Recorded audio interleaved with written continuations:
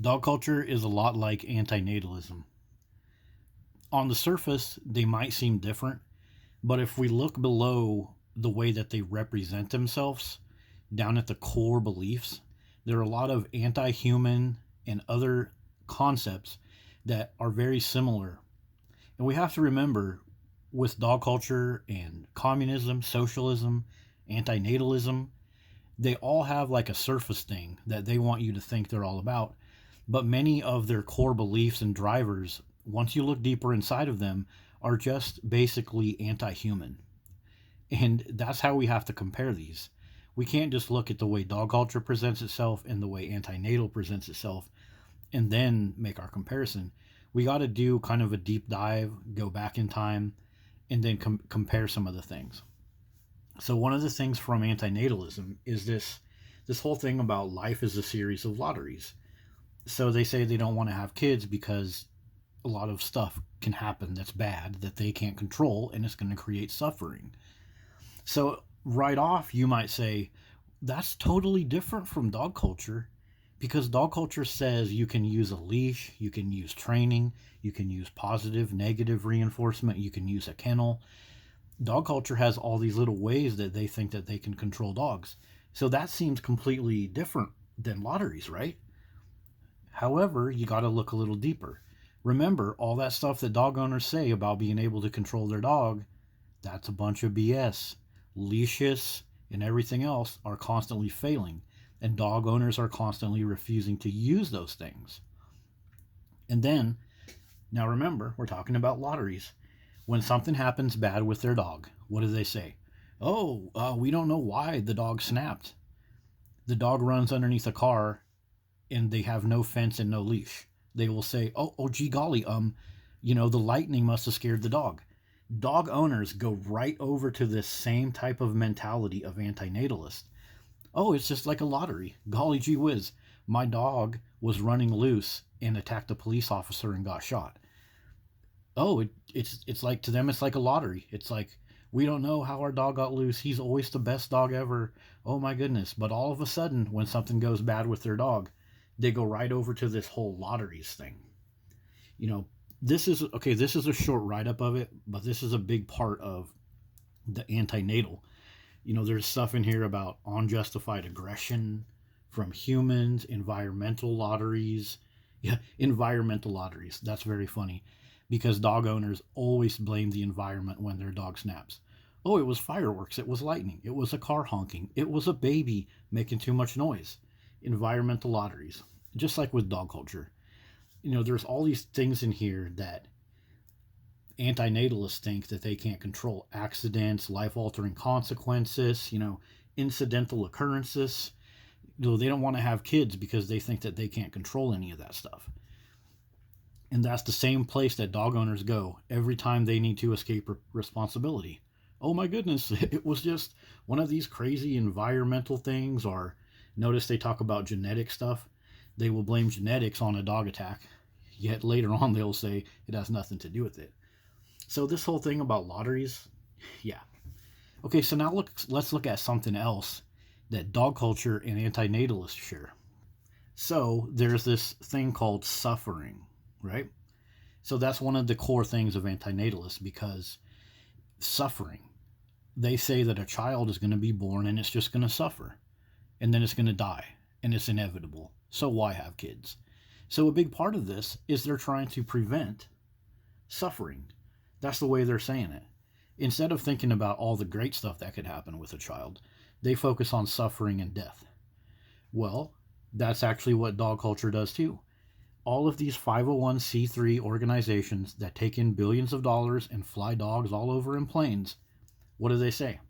We got to prevent suffering. This world is so bad. It's full of all these bad humans. The dog was abandoned. He was left. He needs a loving home. He never had a chance. We have to prevent the dog's suffering. That is a big part of this whole dog culture marketing. It makes you think about how terrible, terrible this poor dog suffered. And oh my God, he was born into this world full of terrible humans because dogs are better. You need to prevent the suffering. Now give us a bunch of money, please. Yeah, very similar to antinatalism. It makes you focus on the suffering. So let's look at another vocabulary word called licentiousness. So dog culture is a licentious culture. Look at definition number 2. Wanton disregard or transgression of laws, rules, or moral norms. So, and of course, there's the lack of sexual restraint, which actually applies to dog culture too. Hashtag bestiality. But this is basically doing what you want, when you want, because you frickin' deserve it. And because, your life is going to end anyway, so you might as well be licentious. You might as well go around breaking rules, doing whatever you want. That's what dog owners do. Oh, dogs aren't allowed at that park, and there's little kids running around? Perfect. I'm going to bring my dog there and let him poop and crap and bark. That's exactly what dog owners do. Well, antinatalists, many of them, they are licentious people. They believe that the world is suffering. They kind of have a nihilist attitude. And so they're not going to have kids. They're just going to run around and do what they want sexually, do what they want and break the rules because, hey, I'm just going to die anyways. The world's just full of suffering. That is a big part of the antinatalist, and it is a big part of dog culture.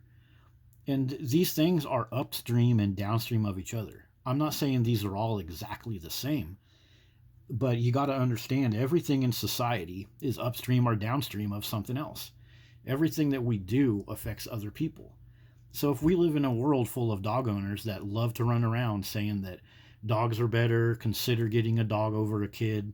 Yes, there are many, many articles out there that try to talk you out of getting a kid because it might suffer. Get a cheaper dog anyways, which is very similar to antinatalism. But if we have a society like that, it's also a perfect society for antinatalist people because they might have an immature thought in their mind about, I don't really want a kid, it's kind of expensive. Then they discover antinatalism and they've heard all of this propaganda from dog culture, and it creates a perfect downstream and upstream environment for these two ideologies to promote each other. So speaking of ideologies, here's something I found. I actually found several similar things, but sorry for the scrolling. So this is called Confessions of an Antinatalist Philosopher. So I keyword searched this for pleased, just to show you a little concept in here. So this person admits that they would be pleased if everybody acted like them. They want everyone else, the person that wrote this, they claim that they want everyone else to adopt their antinatal viewpoint. So that's the same with dog culture. Dog culture has this same type of little thing of they want everybody to think that dogs are great. If you don't think dogs are great, you will be seriously critiqued. A dog owner will not sit down with you and talk about the downfalls of barking or your experience getting bitten on the ankle when you went to get some espresso at Starbucks or some hamburger at the store. They don't want to talk to you about that. They want you to, everyone, they want you to be like them. And it's the same thing with these antinatalists, and this person in here admits it. They want everyone to be antinatal. They won't sit down with you and talk about, well, wait a minute, suffering might be part of life, but you could bring a kid into this world that could help someone that wasn't suffering not suffer. You could have like a friend. Antinatalists, they don't want to talk to you about that. And it's the same type of blanket statement, thought terminating cliche type of thinking in dog culture and in antinatalism.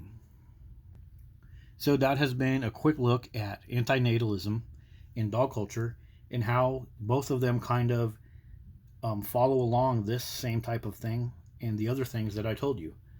The suffering, the licentiousness, and the wanting everybody to have the exact same opinion as them and not being willing to go beyond blanket statements or thought terminating cliches. Thanks for watching. See you guys in the next one.